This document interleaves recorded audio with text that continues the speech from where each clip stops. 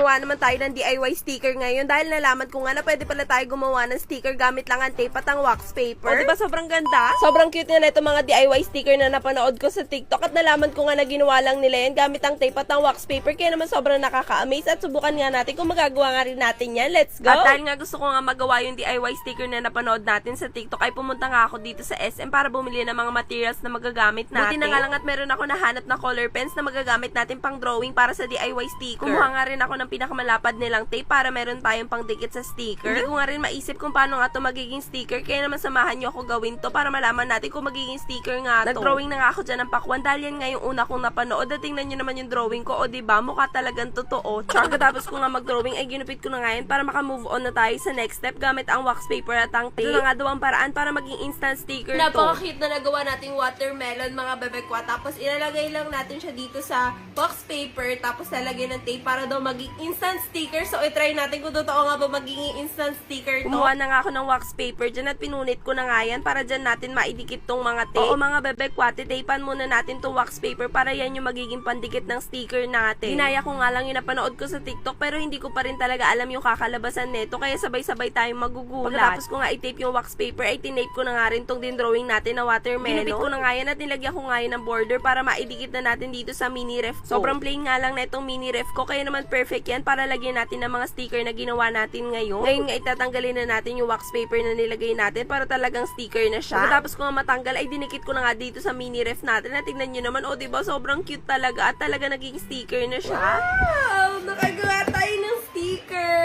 Ayan o.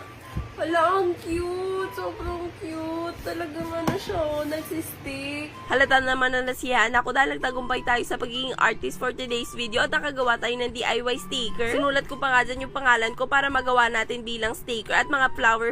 O diba, wala na talaga ako maisip sa pagdodrawing dahil matagal na nung huli ako nagdrawing, kaya kung ano-ano na lang ang nilagay ko dyan. Pagkatapos ko nga makulayan yung mga dinrawing ko ay kinuha ko na nga tong wax paper at tinapan ko na nga rin. Dinamihan ko na nga yung part ng wax paper na merong tape para sabay-sabay na yung magawa nating mga stickers. Ginupit ko na nga yung mga dinrawing natin kanina para magawa na nating sticker to. Sobrang nasiyahan nga ako dun sa watermelon na ginawa natin, kaya naparami na rin yung ginawa ko ngayon at para marami din tayo mailagay dun sa mini ref. Sinagad ko nga yung paggupit ko dito sa basketball, kaya naman hindi siya naging sticker. Dapat pala talaga meron tayong border na ilalagay para maging sticker siya. Sinunod ko na nga rin gupitin yung iba at syempre nilagyan ko ng border yan. Inulit ko nga yung paggawa sa basketball para maging sticker na to dahil syempre hindi naman natin pwede itapon na lang to basta. Pinaghirapan ko kaya ang pagdodrawing dyan, work of art kaya yan. Kala mo talaga maganda yung drawing ko no? Pagkatapos ko nga tanggalin yung wax paper dyan sa ginawa nating DIY sticker, ay dinikit ko na nga dyan sa mini ref at sobrang nasisiyan talaga ako sa pagdidikit dahil pinaghirapan natin to gawin. Kahit nga hindi kagandahan yung drawing na ginawa ko, ay sobra ako na happy dyan. Yung huling drawing ko pa nga ay high school pa ata, kaya naman pagpasensyahan nyo na yan.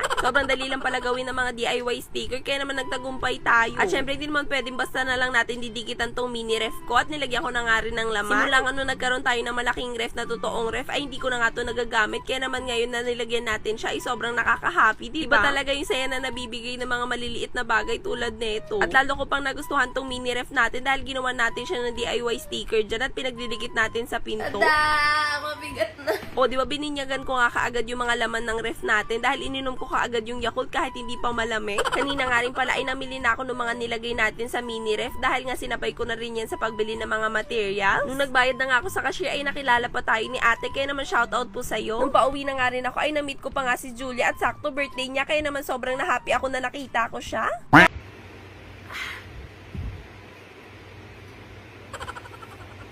Tada! Mabigat na.